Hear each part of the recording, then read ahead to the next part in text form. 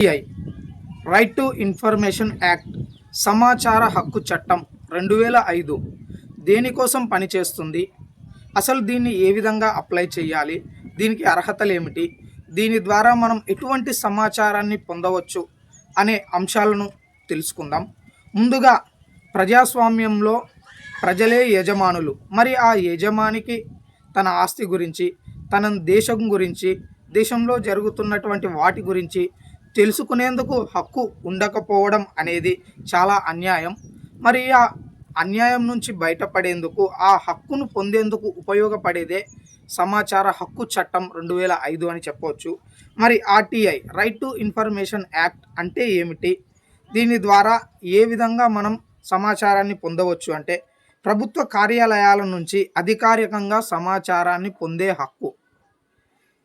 అసలు దీన్ని ఎవరు దాఖలు చేయవచ్చు అనే విషయాన్ని మనం పరిగణలోకి తీసుకుంటే, ఏ భారతీయ పౌరుడైనా సరే భారతదేశంలో ఎక్కడి నుంచి ఎక్కడికైనా సరే సమాచారాన్ని అడిగే హక్కు వారికి ఉంది.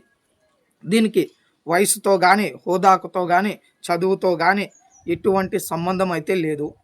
రైతులు కానీ, కార్మికులు కానీ, ఉద్యోగులు కానీ, విద్యార్థి అయినా కానీ, గృహిణి అయినా కానీ ఎవరైనా సరే సమాచార హక్కు చట్టం ద్వారా వారికి కావాల్సినటువంటి సమాచారాన్ని పొందే హక్కు వారికి ఉంది అని మనం చెప్పవచ్చు.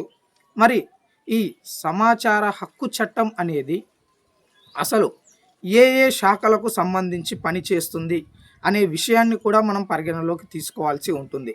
అందులో ముందుగా మనం కేంద్ర మరియు రాష్ట్ర ప్రభుత్వ శాఖలకు సంబంధించినటువంటి సమాచారాన్ని తెలుసుకోవచ్చు. అదేవిధంగా జిల్లాలో ఉండేటటువంటి జిల్లా కార్యాలయాల్లో కానీ, మున్సిపాలిటీ కానీ, గ్రామాల్లో ఉండే గ్రామ పంచాయతీకి ఎన్ని నిధులు వస్తున్నాయి, ఎంత ఖర్చు అవుతుంది అనే విషయాలన్నింటినీ కూడా మనం తెలుసుకోవచ్చు. ప్రభుత్వ నిధులు పొందే సంస్థలు కానీ, లేదా ప్రభుత్వ ఆధీనంలో ఉండే కార్పొరేషన్లు కానీ, సమస్త ప్రభుత్వ కార్యాలయాల అన్నీ కూడా సమాచార హక్కు చట్టం ద్వారా మనం సమాచారం పొందేందుకు మనకు అవకాశం ఉంటుంది.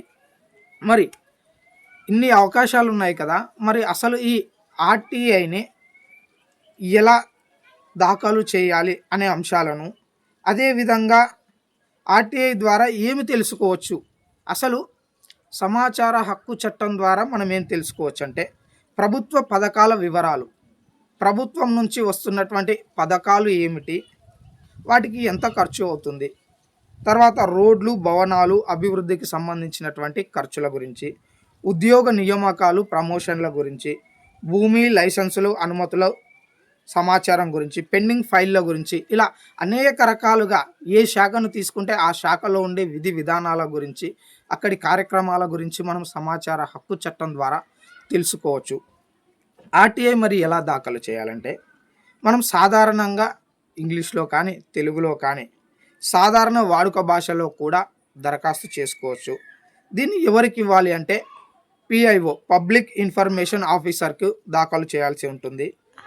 సాధారణంగా దీనికి 10 రూపాయల ఫీజు మాత్రమే మనం చెల్లించాల్సి ఉంటుంది. అంటే స్టాంప్స్ అతికించాలి. 30 రోజుల్లో మనం అప్లై చేసినప్పటి నుండి సమాచారం అనేది రావాల్సి ఉంటుంది.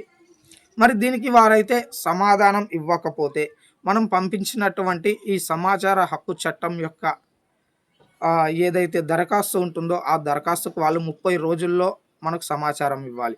మరి ఇవ్వకపోతే ఏం జరుగుతుంది, ఏం చేయాలి అనే అంశాలను అయితే నేను మరో వీడియో ద్వారా మీకు తెలియజేస్తాను. నెక్స్ట్ వచ్చేసి ఆర్టీఐ ఎందుకు ఉపయోగపడుతుంది, దాని ముఖ్యత్వం ఏమిటి అంటే, ప్రభుత్వ కార్యాలయాల్లో జరుగుతున్నటువంటి అవినీతిని బయట పెట్టడానికి, ఆ అవినీతి అధికారుల చిట్టాను ప్రజల ముందుకు ప్రభుత్వ అధికారుల దృష్టికి తీసుకొని వెళ్ళడానికి అయితే ఆర్టీఐ ఉపయోగపడుతుంది. అధికారులకు జవాబుదారీని చేస్తుంది, పాలనను పారదర్శకం చేస్తుంది, ప్రజలకు ధైర్యాన్ని ఇస్తుంది. ఏ అధికారి అయినా సరే ఎక్కడైనా తప్పులు చేసినా, ఈ వారి విధుల్లో నిధులను దుర్వినియోగం చేసిన సమాచార హక్కు చట్టం ద్వారా దరఖాస్తు చేసి వారి అవినీతిని బయట పెడతామని అధికారులకు భయం పుట్టించి ప్రజలకు ధైర్యాన్ని అయితే తెస్తుంది. ముఖ్యంగా చెప్పాలి అంటే ఆర్టీఐ అనేది ఒక ఆయుధం లాంటిది. దీనిని వేధింపులకు కానీ, వ్యక్తిగత కక్షలకు కానీ, అబద్ధాల కోసం కానీ అనేది వాడుకోకుండా ఉండాలి. ఎందుకంటే ఆర్టీఐ సత్యాన్ని వెలికి తీస్తుంది, ప్రజా ప్రయోజనానికి ఉపయోగపడుతుంది కాబట్టి దీనిని మనం సాధారణంగా ప్రజా ప్రయోజనం కోసమే వాడాలి. సమాచారం దాచివేస్తే అవినీతి పెరుగుతుంది. అదే సమాచారాన్ని బయట పెడితే ప్రజలకు న్యాయంగా ఉపయోగపడుతుంది. కాబట్టి ఆర్టీఐ అనేది ప్రజలారా తెలుసుకోండి. కేవలం ఒక పేపర్ కాదు, అది ప్రజల శబ్దం. ఆ శబ్దాన్ని నిశ్శబ్దంగా ఉంచకూడదు. సమాచారాన్ని పొందడం మన హక్కు, అది మన ఆయుధం. కాబట్టి ప్రతి ఒక్కరూ కూడా సమాచార హక్కు చట్టం గురించి ఇంకా ఏమైనా సందేహాలు ఉన్నట్లయితే కామెంట్ రూపంలో తెలియజేయండి. తప్పకుండా మీరు చేసినటువంటి కామెంట్కు ఏదైతే మీకు ప్రాబ్లం ఎదురయ్యిందో సమాచార హక్కు చట్టంలో, దానికి సంబంధించినటువంటి ఆన్సర్ ఇంకో వీడియో రూపంలో మీకు అందిస్తాను.